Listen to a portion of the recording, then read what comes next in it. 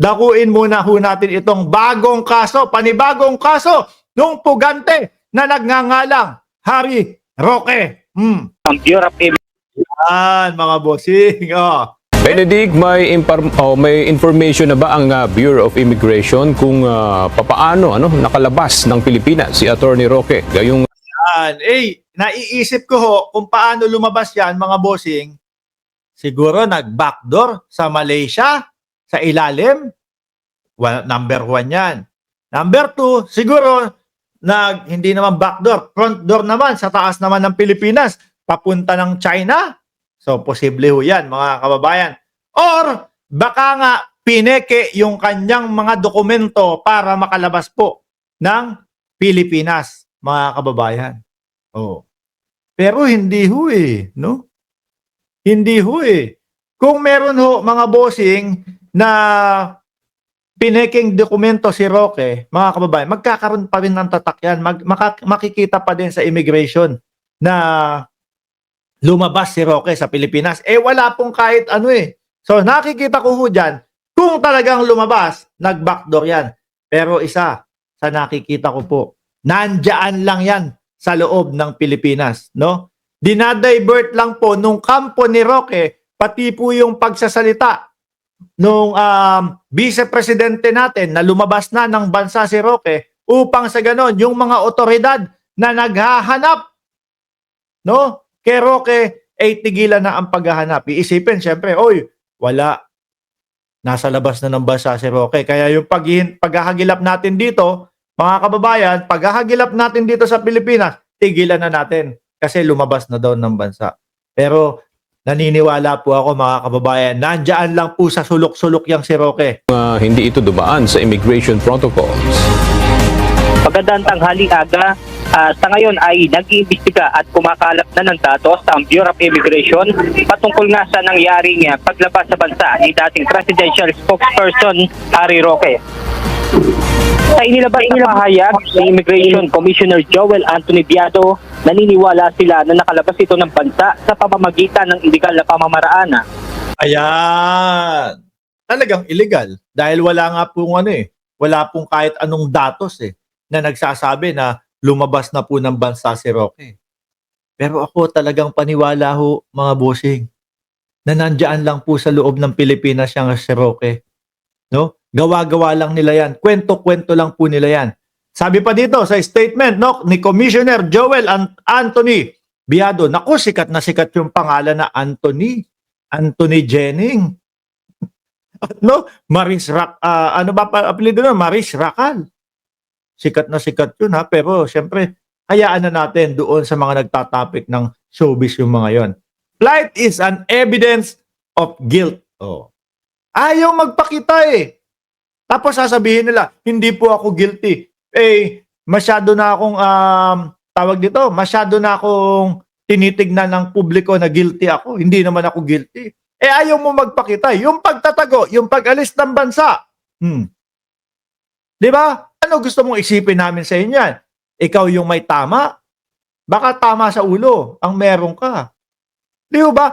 Kung sila po talaga ang may tama, mga bossing, matigas po itong mga to na haharap po sa Kongreso upang sabihin, mga kababayan, na ito yung mga ebidensya namin, ito yung mga patunay ko na talagang yung kaperahan ko ay galing sa pinagbentahan ng mga lupa ng aking mga kamag-anak. Hindi po maipakita. Sabi ni Odi Lenon, nandito pa sa Pilipinas siya si Harry Barney. Nililigaw lang ang mga otoridad. Yan po ang paningin ko. Ilang beses sinabi ni Harry Roque na wala na po ako sa bansa. Wala na po ako sa bansa. Taktika lang ho nila yan, mga kababayan. Ako naniniwala. Ang vice-presidente, yung pagkakasabi niyang ganon, na lumabas na ng bansa, parte ho yun para iligaw ho ang otoridad natin. Kaya po, mga boss, chief, amo, sir, dyan, na nagpapatupad ng batas, medyo medyo, kumbaga, aralin yung maigi. Matutuntun nyo dyan si Roque sa loob ng Pilipinas. He likely left the country via illegal means, possibly aided by unscrupulous individual. Ayon pa kay Biado, sa malamang ay pinalsipikan nito ang immigration clearance niya para tanggap sa bansang pupuntahan nito. Doon. Nagets ko na, mga kababayan. Kumbaga ho, no? Walang ipinakita na dokumento si Harry Roque sa immigration natin. It's either nag-backdoor o frontdoor papuntang China o kung saan man. Tapos paglapag doon, mga bossing, meron siyang ipinakitang mga pekeng dokumento, no? Na binibigyan na siya ng clearance ng Pilipinas na makaalis ng bansa. Pwede din hong ganun, mga kababayan.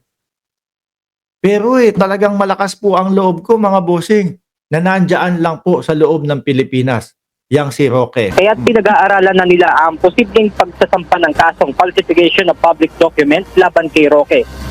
Dagdag pa ni Biado na nakalagay ang Tambak-tambak na yung kaso ni Roque, mga bossing, ano?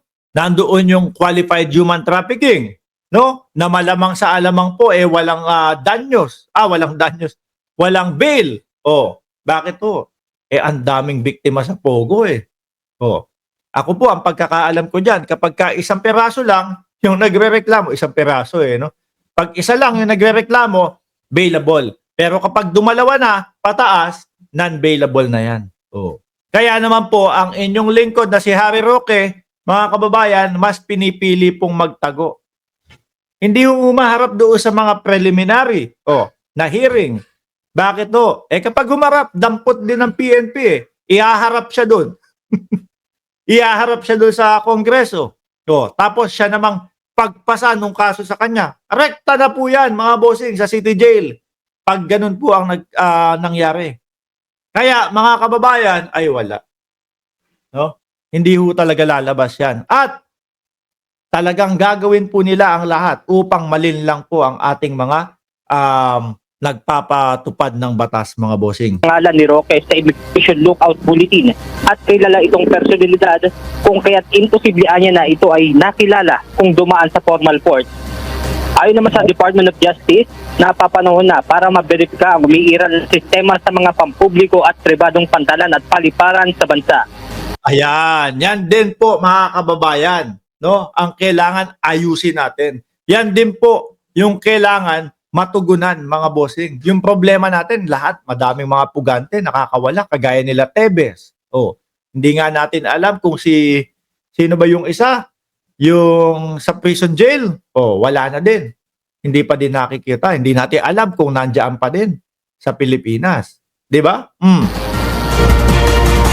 It's high time na talagang i-verify natin yung sistema ng ating the port, mga airports natin or mga private hangars and all that. I don't know. Ayan, si Bantag. We don't want to speculate, but we have to really to know how these things happen as regularly. Kasi kay Alice Goon, baka nangyari din ganyan.